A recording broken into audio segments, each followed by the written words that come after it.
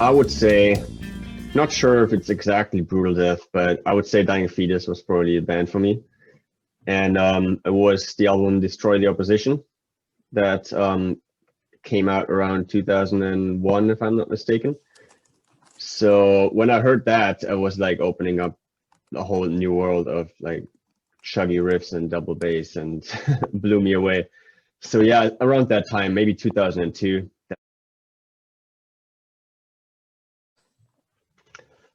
Also when I was 15, in fact. Well, I was start with a school project.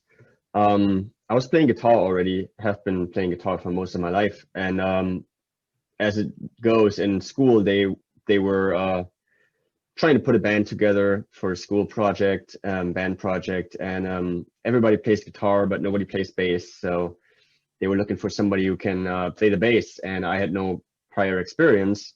However, I was a classical guitar player, so I knew how to use my fingers for the picking. And I picked up the bass, and it was like a really simple four string, and we played some really simple stuff. But I got interested in the instrument, and I think I was a little bit younger, maybe like 14 at that point. I wouldn't call myself a bass player yet, but there was like a once a week regular jam session. It sparked the whole idea though, because that's really when I started saving up. And when I was 15, I think for my birthday, actually, I was like, all right, I'm gonna buy my first bass. And that's when I really started. So yeah, I was 15. Yeah, Alex Webster, probably a classic answer, but there's a lot of focus on him in Cannibal Corpse, and they were one of the bands that I really liked to listen to back then. And there wasn't much bass prominence in most of death metal, so they stood out for sure. And then of course I love death, so there was Steve DiGiorgio. So on Psalms, I really didn't have much gear. I was just like 18 years old. I had a bass. It was a Yamaha four-string RBX 774. Like decent, but nothing special.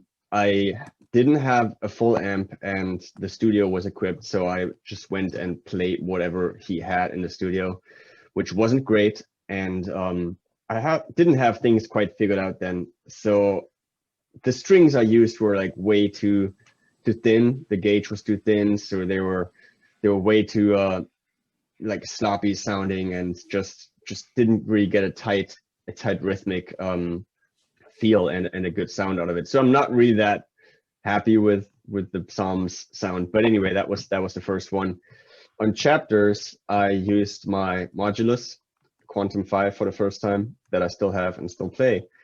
And I had an Eden World Traveler, no, sorry, Eden Navigator preamp on Chapters, which I mic'd. Well, I used the DI out, but I also mic'd it through an Ampeg cabinet and combined the two signals. And was quite happy with it, but wasn't perfect yet. And then on what's the next one? Passages. On Passages, I had my for the first time I had my Sansamp RBI. I still have it, and the only mistake we made there is that, so it was same Quantum 5 modulus bass and the Sansamp RBI. However, we didn't mic the bass that time. We went straight DI out, recorded it that way. So it sounds good, it sounds aggressive, and I still like the tone, but I'm missing a little bit of the low end, a little bit of the, yeah, like, the balls really. And that was better on Disposal, where didn't change the setting at all. I had basically the same Sansamp, same settings, same modulus bass. However, this time I also mic'd it through a cabinet and used the DI and the cabinet together, and that really is probably still my favorite bass tone on Disposal of the Dead, and just super, super heavy. And then on Dharmata, which is kind of its own entity because it was recorded in a completely different process, completely different recording production. So there I played a Spectre Forte 5, which I've never played before on Defeated all the records. through a Manly DI box, Manly tube DI box that I rented because these things are really expensive. They cost like north of $2,000. So I rented that one out for the recording, and straight out of the thing, no cabinets. And then on the secondary impetus, I again used my Sans amp. This time I recorded it DI as well, but reamped it later. So at Colin's studio in New York, we ran it through an Ampeg SVT, but not the classic, the original SVT, the full tube head, super heavy beast from like the 70s. And recorded that, mic'd that, recorded that, and that is what you hear on the album. I was I don't know if I was introduced to Lilla, but he moved to Berlin right around the time that he recorded Prelude, and we were just exposed to each other in the same scene. So I think it was just like a local show where we ran into each other and started chatting. We have similar interests, we like similar bands, so we started chatting, and I think I invited him out to a show of my band that I had back then called Chaosphere. They were back then called Chaosphere, and I've seen Defeated Sanity playing live before, but I didn't know any of the other guys, and I honestly didn't think I would make it in that band. Like they were a huge deal for me back then, of course. So anyway, he comes to my show and sees the show and walks up to me after it and like straight up says how impressed he was and that he needs a bass player who can play fingerstyle for their new album, or well, first they wanted to record a demo, and if I could do it. And of course I felt honored. I think he actually asked me to join, but I said I can't because I was still in school and it couldn't join full time. It was too much to take on. But I said, sure, I can be a recording member. I can definitely record stuff for you, and we'll just see where it goes. So that's what happened. We went to the studio like literally a month after that and recorded 3-track demo, and that one is called the Promo 2005. You can probably find that online. So that was my first recording with Defeated. And yeah, then by the time Psalms came around, I was a full member. Well, in Defeated Sanity, the struggle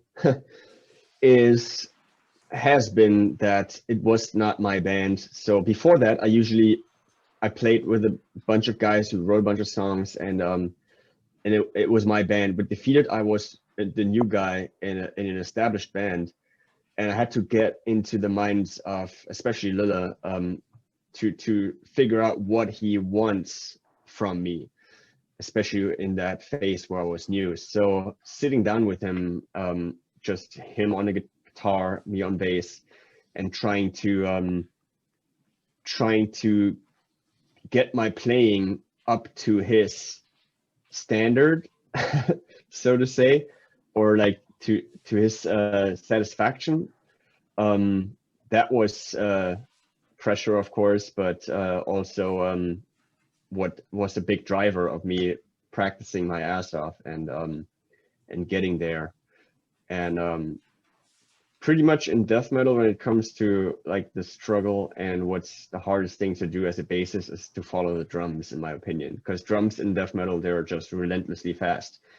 And to follow the drums and click with the drums, be tight, be in the pocket, and be dynamically just as relentless as the drums, because especially on those fast notes, you don't want a bunch of dynamics. You want it to almost like a trigger, you know, you want the notes to be somewhat consistent, and that is the hardest thing, just the stamina, to develop that stamina.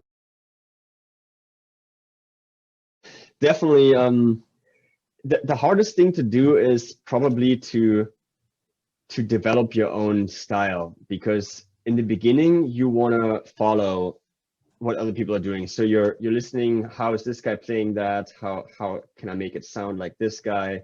And so on. That's all good. But in the end, if you sound like somebody else and keep sounding like somebody else, you will never be the guy that somebody else will be like, how do I sound like this guy? You know, for that you need to have a little bit of a uniqueness. So making the switch from trying to be like somebody else to trying to do your own thing and not be ashamed if it's, you know, not proper, correct, or whatever other people would be doing. Just do your own thing. To go with your gut feeling. What sounds good is good. That's probably that's advice I would give.